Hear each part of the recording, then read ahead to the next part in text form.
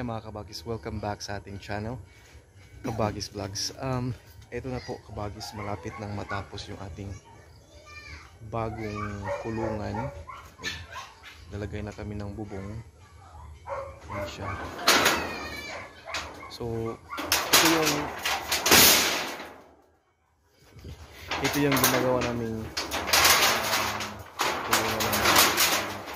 ito yung extension. Ito yung at ito pala kinonvert ko yung ano pala kabagis, may gusto kong ibigay na suggestion sa inyo.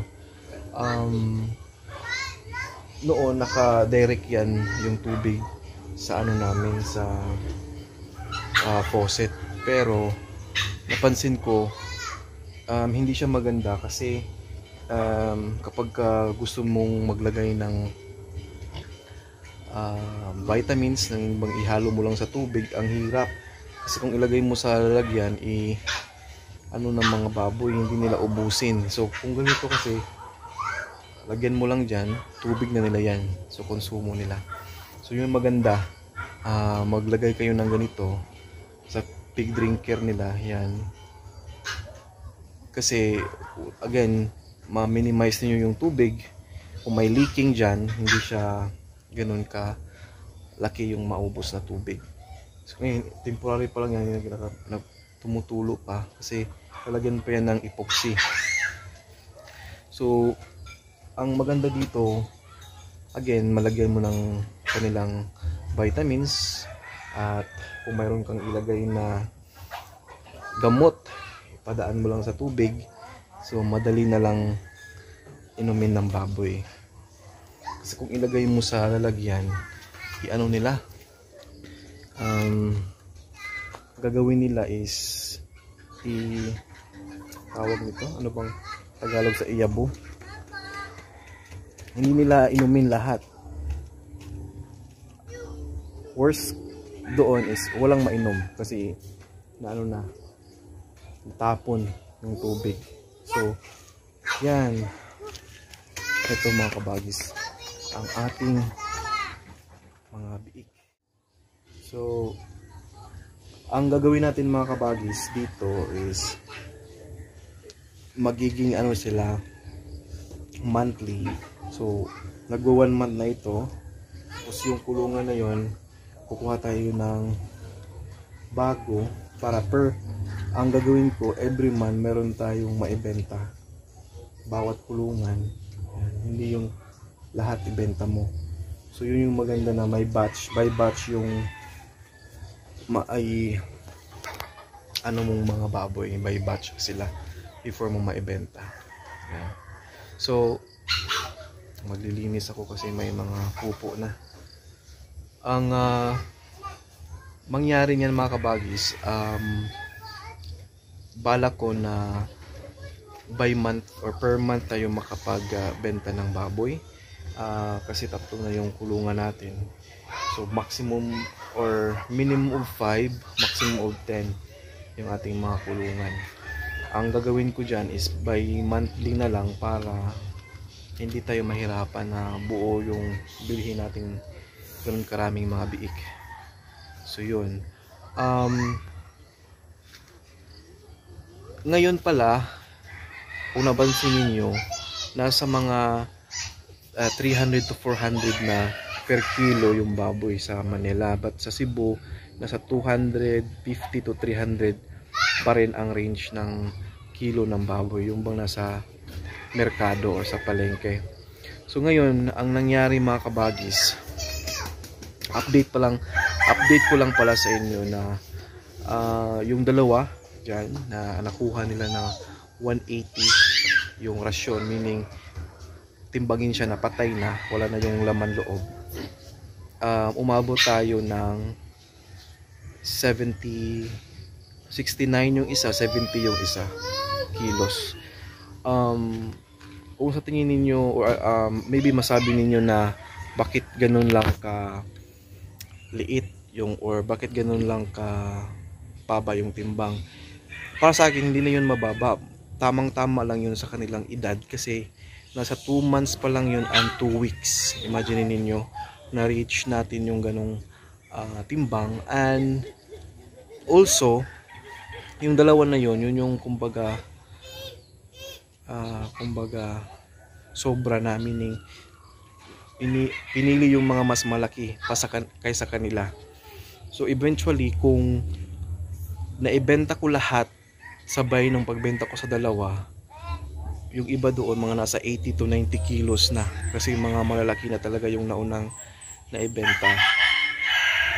Wala pang 2 months na benta na sila. Yun, so ang average ng kilo, i-share ko lang pala sa inyo na katulad nito, lima sila. So kung magbaboy kayo, kung may 5 kayong starting na biik, hindi na kayo lugi dyan. Mayroon kayong konting income dyan sa ganyan yung manok.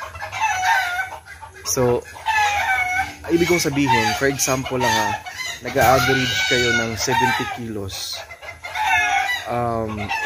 Ilagay na lang natin na 3 months yung pag-alaga ninyo ng baboy. So kung 3 months,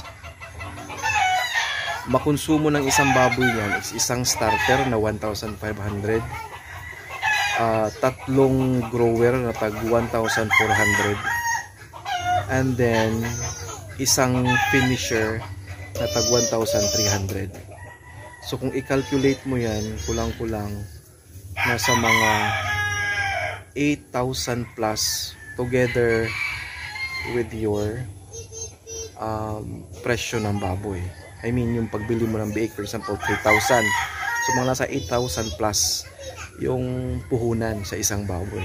Tapos sa 70 kilos, kasi kinalculate ko na kanina, mga nasa 11,000 yung kita mo, 11,000 plus. So basically, ilagay ko na lang dyan mamaya-maya yung tugmang total. Basta yung lang yun, average lang yung kinakalculate ko, yung naalala ko lang. So mga nasa 11,000 plus po yung kita sa isang baboy. Kung 3 months mong maibenta, nakikilo sila ng 70. So ibig sabihin yan, sa isang baboy in 3 months, mayroon kang mga 2,400 na kita, or mga almost 3,000 sa isang baboy. So kung may 5 ka, so kikita ka ng mga 13,000 to 15,000 sa 3 buwan. Hindi na masama yun. So kung masipag tayo, ang kalaban kasi sa baboy is yung talagang oras mo, yung pagod mo, kasi pagpapaligo pa, pagpakain, yan, yung talagang pag-aalaga yung napaka sa pagbababoy. So yun yung kalaban natin doon. So kung ikaw naman yung mismo ang mag-aalaga sa kanila, sayo lahat yung kita na yon na 15,000 sa 5 baboy in 3 months. Net na yon ha. Net na ginansya. Hindi ito kumbaga kadalasan na nangyari sa nagbababoy.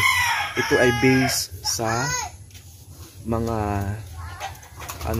mga baboy ko na naibenta ko. 1,000. And so on and so forth. So yun yung idea kung ganun ang ma-reach ng baboy. But if ma-reach niyo yung 80 kilos or 90 kilos in 3 months, so mas malaki pa yun. Ang binigay ko lang na 70 is yung safe na kilo sa isang baboy. Kumbaga average siya. Kasi hindi siya imposible. Kayang-kaya yung 70 kilos in 3 months. Pero kayang-kaya din yung 80 kilos to 90 kilos in 3 months if makaka-timing tayo ng mga magandang lahi, malakas kumain, at talagang hindi magkakasakit na mga biik. Doon, tuloy-tuloy yung paglaki. In 3 months, posible din yung 80 to 90 kilos po mga kabagis. So yun, sinishare ko lang sa inyo yung posibleng kita ng pagbababoy. Base yan sa observation ko. Again, sa isang baboy, makakakonsumo siya ng isang sakong starter, 3 sakong grower, at 1 sakong finisher. Yun. But may mga cases na bababa pa dyan, depende yan sa gaano kalakas kumain yung baboy. But in general, as an average calculation, yun yung nangyari at yun yung na-observe ko nung nagpapakain po ako ng baboy. So yun, I hope may na-learn kayong mga information, mga bagay-bagay sa pagbababoy, and I hope na itong channel na ito ay nagbigay din ng mga bagong kaalaman, or shall we say, nakatulong ako sa mga gustong magsimulang mag-business ng baboy. Naka-encourage ako sa inyo kasi nga in a simple area like this na ginawa ko at ginamit ko is napaka beneficial sa mga nagsisimula pa lang na mag farm, yung backyard alaga ng baboy, backyard farming. So marami pa po akong gustong i-share sa inyo mga kabagis. As of the moment, I'm starting to dig sa mga area na hindi na-occupy ng ating kulungan, kasi plano ko dyan is magtanim ako ng mga gulay-gulay using the organic fertilizer, yung dumi ng baboy with sawdust. Kasi yun yung napakagandang pataba ng mga gulay. I'm planning to plant eggplant, pwede din yung pechay, okra, talong, no, eggplant nga. So maganda yun sa mga ganyang klaseng lupa at mga ganyang pataba. Talagang subok ko na yan noon, kasi nga sabi ko sa inyo, nag-alaga na ako ng baboy noon at ginamit ko na rin yan na pataba.